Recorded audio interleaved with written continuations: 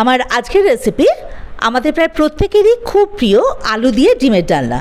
সহজেই অল্প কিছু উপকরণে এই সুস্বাদু রান্নাটা করে ফেলা যায়। খুবই কমন রেসিপি।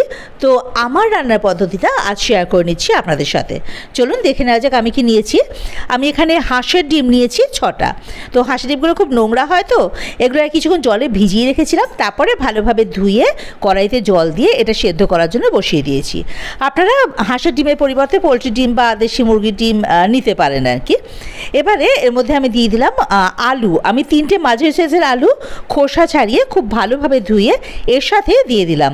ডিমের সাথে আলুটা একটু সেদ্ধ করে নেব আর কি। এবারে এর মধ্যে দিয়ে দিলাম আমি 1 টিস্পুন মতো নুন। এতে ডিমের খোসাটা খুব ভালোভাবে ছাড়ানো যাবে। মিনিট 10 ফোটানোর পরে আলুগুলো আমি তুলে নেব, কারণ আলুগুলো আমি 80% মতো সেদ্ধ করব, এর বেশি কিন্তু সেদ্ধ করব না। তাই আলুগুলো তুলে নেব। আর ডিম তো হাঁসের ডিম, এটা সেদ্ধ হতে সময় লাগে, তাই এটা আমি আরও 5-7 মিনিট ফুটতে দেব। এই যে আলুগুলো তুলে সরানো থাক। ডিমের খোসা ছাড়াতেও কিন্তু ভীষণ অসুবিধা হয়, তো আমি যে ট্রিক্সগুলো বলছি সেগুলো ফলো করলে কিন্তু দেখবেন ডিমের খোসা ছাড়াতেও কোনো প্রবলেম হবে না। এই যে আরও 5-7 মিনিট ফোটানো হয়ে গেছে ডিমটা। আমি ফ্লেমটাকে এবার অফ করে দিলাম।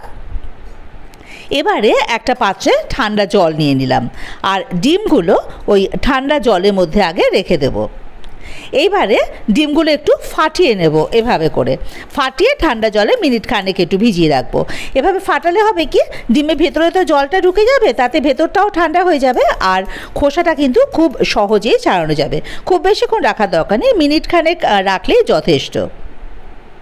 এই যে দেখুন, এটা রেখে দিয়েছি মিনিট খানেক। এবার দেখিয়ে দিচ্ছি, দেখুন কত সহজে, এই যে দেখেছেন কত সহজে ডিমের খোসা ছাড়ানো যাচ্ছে। হাঁসের ডিমের খোসা কোনো প্রবলেমই হয় না, পোলট্রি ডিমে তো খোসা ছাড়াতে কোনো অসুবিধাই হয় না। তো এই যে দেখুন, এটা খোসা ছাড়ানো কিন্তু কমপ্লিট। এবারে করবো কি, ডিমগুলোকে আমি একটা ছুরির সাহায্যে এভাবে করে একটু কাট লাগিয়ে নেব। তাতে হবে কি, সব মশলাগুলো ডিমের মধ্যে খুব ভালোভাবে ঢুকে যাবে। আর যখন ডিমটা আমি ভাজবো, তখন সেই ডিম ফুটে কিন্তু গায়ে আসার সম্ভাবনা অনেকটাই কমে যাবে। এই যে এবারে এর মধ্যে মাখিয়ে নেব নুন হলুদ। এটা আমি 1/2 টিস্পুন মতো নুন দিলাম, আর ওই 1/4 টিস্পুন একটু হলুদ দিয়ে দিলাম, আর দিলাম শুকনো লঙ্কার গুঁড়ো 1/2 টিস্পুন। এতে কালারটা কিন্তু খুব ভালো আসবে। এবারে একটু ডিশটাকে এভাবে নাড়িয়ে ডিমের সারা গায়ে আর কি এগুলো লাগিয়ে নেব খুব ভালোভাবে। এই যে দেখুন, ডিশটাকে এভাবে করে নাড়লেই কিন্তু ডিমের গায়ে এই হলুদ লঙ্কা গুঁড়ো এগুলো খুব ভালোভাবে মাখা হয়ে যাবে। এই যে এটা হাত দিয়ে মাখার প্রয়োজন নেই। এটা হয়ে গেল। এবার রান্নাটা শুরু করার পালা। তার জন্য ওভেনে কড়াই বসিয়ে দিয়ে তাতে আমি 1/2 কাপ মতো সর্ষের তেল দিলাম। রান্নাটা কিন্তু আমি সর্ষের তেলেই করব। এবারে তেলটা যখন খুব গরম হয়ে যাবে ভালো মতো, তখন এর মধ্যে নুন হলুদ মাখিয়ে রাখা ডিমগুলো দিয়ে দেবো। এবার ডিমটাকে একটু হালকা করে ভেজে নেব। যেহেতু ডিমটা হলুদ আর লঙ্কার গুঁড়ো মাখানো আছে, তার জন্য কিন্তু এর কালারটা খুব সুন্দর আসবে। অনেকে একটু কড়া ভাজা ডিম ভালোবাসেন, আমার পরিবারের সদস্যরা আবার অত কড়া ভাজা ভালোবাসে না, তো তাই আমি এটা একটু হালকা করে ভাজবো, জাস্ট কালারটা ধরলেই হবে আর কি। এই যে মিনিট খানেক কি 1.5 বেশি সময় লাগে না। দেখুন ভাজা হয়ে গেছে। এবারে এগুলো আমি একটা পাত্রের মধ্যে তুলে রেখে দেবো। এই যে রেখে দিলাম। এবার ওই তেলেই ওই যে সেদ্ধ করে রাখা আলুগুলো, যেগুলো 80% মতো সেদ্ধ করে রেখেছিলাম, সেটা ভেজে নেব। এতে কিন্তু আমি আর ওই নুন হলুদ দেবো না, কারণ সেদ্ধ করার সময় আলুতে নুন দিয়েছিলাম। আর ডিমটাও যেহেতু হলুদ লঙ্কা গুঁড়ো মাখানো ছিল, তাতে ওই কালারটা কিন্তু তেলের মধ্যে ভালোভাবেই চলে এসেছে। তাই আলু ভাজার সময় আর নুন হলুদ দেওয়ার প্রয়োজন নেই। আলুটাও আমি এরকম হালকা একটু কালারটা ধরলেই হবে আর কি, অতটা অবধি ভেজে নেব। এই যে দেখুন, আলুটাও কিন্তু ভাজা হয়ে গেছে। এবারে এটা ওইভাবে তুলে রাখবো একটা প্লেটের মধ্যে। এবার এই যে বাকি তেলটা এতে ফোড়নে দেবো গোটা গরম মশলা। আমি 3টে লবঙ্গ, 2টো ছোটো এলাচ আর একটা দারচিনি নিয়েছি। এলাচটা কিন্তু ফাটিয়ে দিয়েছি, না ফাটিয়ে দিলে ওটা অনেক সময় গায়ে ছিটে আসে।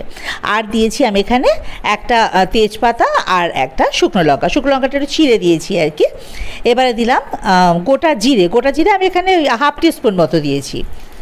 এবারে কয়েক সেকেন্ড একটুখানি নাড়াচাড়া করে নেবো। ওই ফোড়নে একটা সুন্দর ভাজা ভাজা গন্ধ বেরোয় না, ব্যাস তাহলেই হবে। এবারে এর মধ্যে দিয়ে দিলাম পেঁয়াজ কুচি। আমি একটা বড় সাইজের পেঁয়াজ একটু মিহি করে কুচিয়ে নিয়েছি। পেঁয়াজটা এবার আমি হালকা লাল করে একটু ভেজে নেবো, মানে লালও করবো না, জাস্ট পেঁয়াজের কালারটা একটু চেঞ্জ হবে। খুব বেশি কিন্তু ভাজবো না পেঁয়াজটা। আমি মিনিট খানেক কি মিনিট 1.5 হাই ফ্লেমে একটু নাড়াচাড়া করে নিলেই হবে। এই যে দেখুন, জাস্ট পেঁয়াজের কালারটা একটু চেঞ্জ হয়েছে, একটু গোলাপি গোলাপি হয়েছে কালারটা, ব্যাস। আর কিন্তু পেঁয়াজটা এখন ভাজবো না। এবারে এর মধ্যে আমি দিয়ে দেবো রসুন বাটা 1/2 টিস্পুন আর আদা বাটা 1/2 টিস্পুন। এবার সব কিছু একসঙ্গে আমি খুব ভালোভাবে ভাজা ভাজা করে নেব, পেঁয়াজের কালারটা ব্রাউন হয়ে আসা অবধি খুব ভালোভাবে কিন্তু এটা নেড়ে নিতে হবে। এই যে এটা কিন্তু দেখুন ব্রাউন হয়ে গেছে, কালারটা চেঞ্জ হয়ে গেছে, ভালোভাবে ভাজা হয়ে গেছে, আদা রসুনের কাঁচা গন্ধ আর নেই। এবারে এর মধ্যে দিয়ে দিলাম টমেটো কুচি। আমি এখানে 2টো ছোট টমেটো ছোটো ছোটো টুকরো করে কেটে দিয়ে দিয়েছি। এবার ফ্লেমটা মিডিয়ামেই রাখবো, ভালোভাবে একটুখানি মিশিয়ে নেব। এবার এর মধ্যে পরিমাণ মতো নুন মিষ্টি দিয়ে দেবো। আমি এখানে 1 টিস্পুন মতো নুন দিলাম, নুনটা তো আপনারা আপনাদের স্বাদ অনুযায়ী দেবেন।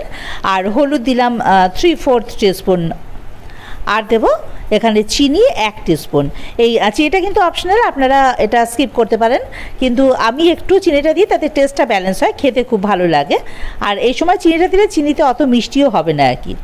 এবারে দিলাম আমি কাশ্মীরি লঙ্কা গুঁড়ো 1 টিস্পুন, এতে কালারটা খুব সুন্দর আসে, ঝাল অতটা হয় না। আপনারা যদি ঝাল খেতে চান তাহলে সেক্ষেত্রে এখানে শুকনো লঙ্কা গুঁড়ো দিতে পারেন। আমরা তো ঝাল খুব একটা বেশি খাই না, তাই শুকনো লঙ্কা গুঁড়ো আর দিইনি। এবার দিয়ে দেবো শুকনো মশলা, ওই জিরে গুঁড়ো দিলাম 1/2 টিস্পুন আর ধনে গুঁড়ো তাই 1/2 টিস্পুন।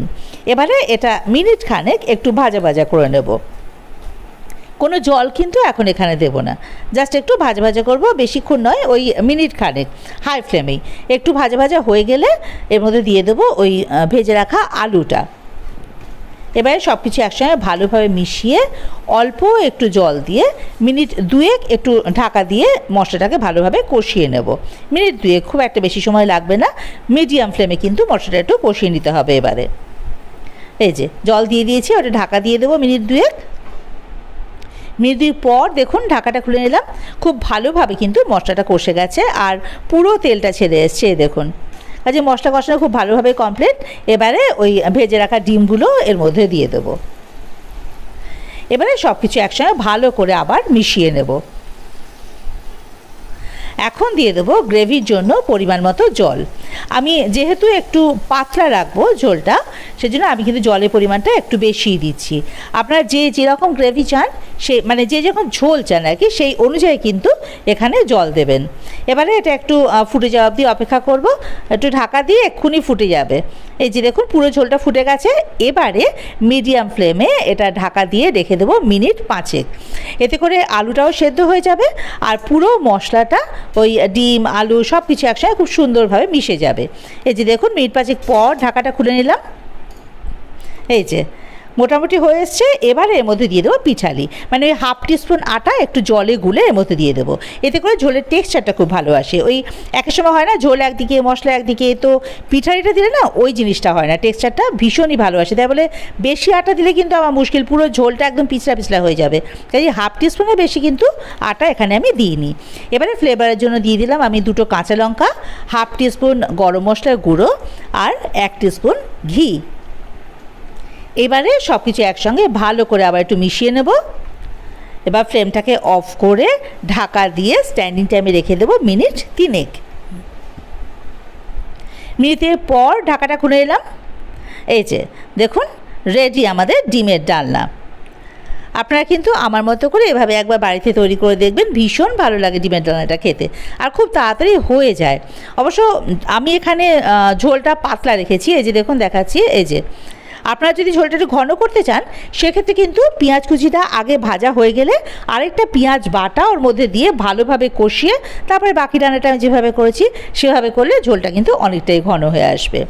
এবারে এটা সার্ভিং প্লেটে নামিয়ে নেওয়া পালা।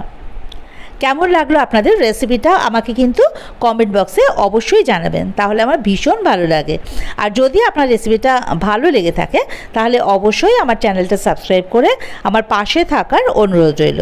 আর বেল আইকনটা প্রেস করে দেবেন, তাতে করে আমি কোনো নতুন রান্না আপলোড করলে তার নোটিফিকেশানটা আপনাদের কাছে সহজেই পৌঁছে যাবে।